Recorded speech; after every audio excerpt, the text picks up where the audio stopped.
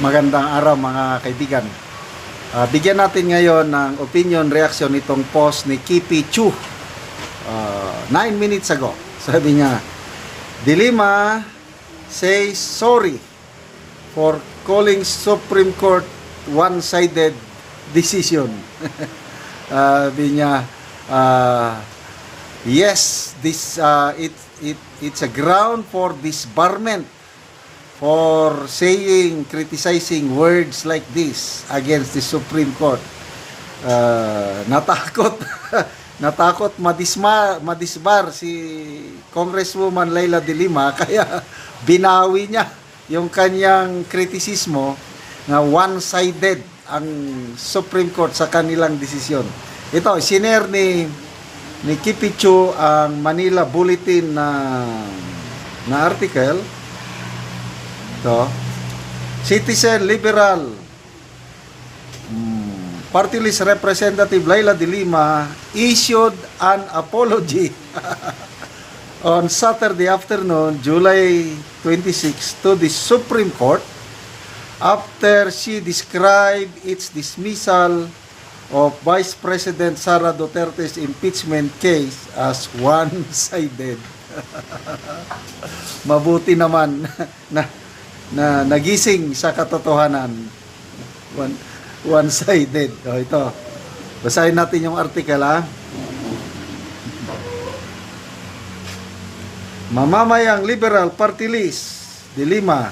Nabasa ko naman yan. De Lima, a former senator, admitted to releasing her scathing statement on the Supreme Court before she could read its decision on the Vice President's petition to dismiss for violation of one-year bar rule on impeachment complaint. Ito ang pahayag. I regret and most humbly apologize to the Supreme Court for characterizing the impeachment decision as ex parte. Ano ba yung ex parte? One-sided? De Lima said. Dagdag pa niya, that portion of my statement saying the House was not given an opportunity to comment on the impeachment petitions were grossly ill-advised as it was based on patently wrong information. Yan. Sige kayo.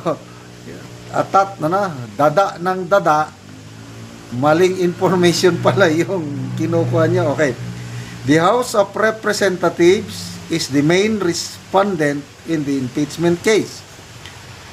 Definitely, it is not my intention to falsely accuse the Supreme Court. Anong hindi? Sabi nga, one-sided eh. Grabe yung sabi niya yung that's one-sided. Ngayon sabi niya, it is not my intention to falsely accuse the Supreme Court of not considering the side of the respondent House of Representatives. It is plainly evident in the decision, which I was able to read only after the release of my statement yesterday, that the House comments in the two impeachment petitions were indeed considered by the court. Di ba pinasubmit sila nung nag-file na ng petition sina Vice President Sara, yung kampo niya, mga lawyers niya, plus itong kampo ni Attorney Israelito Torion, nag-require na ang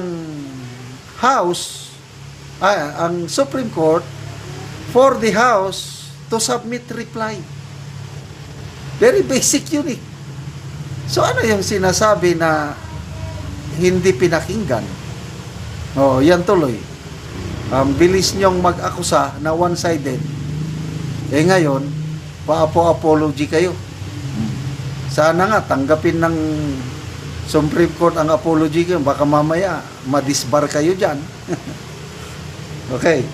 Yan, sabi niya, There is no excuse for this mistake. And I'll bear full responsibility for the same. Oh, sige. In her remarks Friday, shortly after the SC decision was made public, De Lima slammed the ruling as not only unprecedented, it is procedurally questionable. Ako si De Lima, no? The ruling is one-sided. It's not only unprecedented, it is procedurally questionable. Galit na galit. Paano, ito pa yung dagdag niyang, talagang galit eh.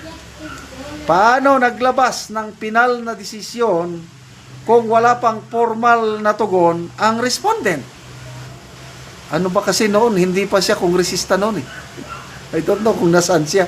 Hindi niya na-monitor yung pag-submit ng reply ng House of Representatives.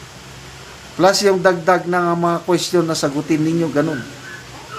How was the final decision was made without a formal reply from the respondent? Even traffic violators are given more due process than what was accorded here, the dismayed De Lima earlier said.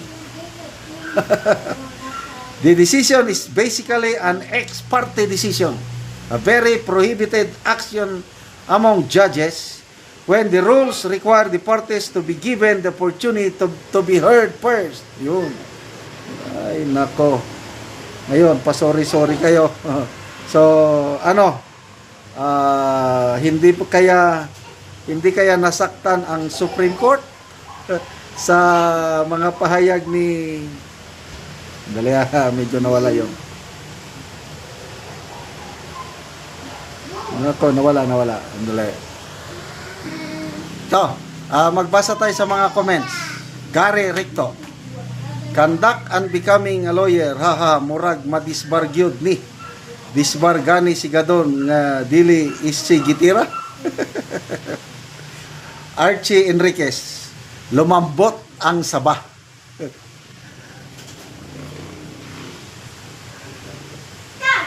OZ, sabi, tawagin mo na lang si Jonel. TJ Hikwa, disbar na oy, touch move. Epi Erlinda, you're the Chief Justice. Sisam, walang sorry, damage has been done. Sapphire Amber, over na sa yabang si Saba, who do you think you are? Contempt na yan. So, delikado, baka madisbar. Kaya salamat mga kaibigan sa inyong pagsubaybay sa ating channel. Nakakatulong kayo ng malaki sa tribong Talandig ng Bukidnon.